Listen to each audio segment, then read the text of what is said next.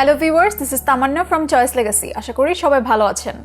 আমার makeup almost done, যতটুকু বাকি আছে সেটা আপনাদের সাথে কিছু মেকআপ টিপস শেয়ার করতে করতে কমপ্লিট করে ফেলবো। তাহলে চলুন কথা না বাড়িয়ে ভিডিওতে চলে যাই।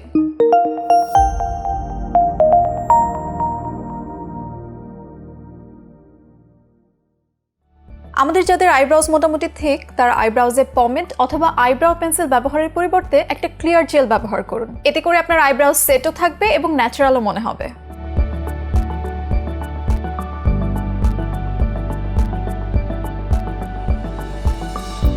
আপনার চোখের ইনার কর্নার হাইলাইট করার ক্ষেত্রে হাইলাইটার শুধু কর্নারে অ্যাপ্লাই না করে চোখের মাঝ বরাবর পর্যন্ত অ্যাপ্লাই করুন।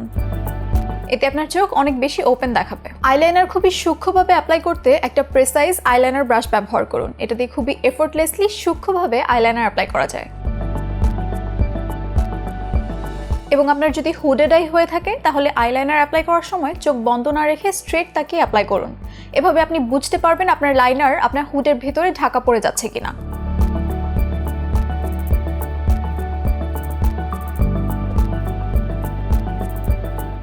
অন্য কিছু স্কিপ করলেও মাস্কারা একদমই স্কিপ করবেন না।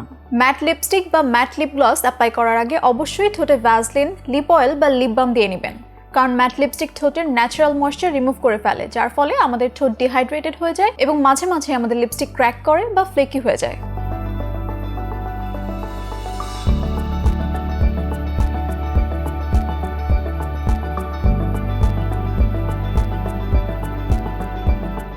মেকআপ করার পরে সেটিং স্প্রে অ্যাপ্লাই করতে একদমই ভুলবেন না।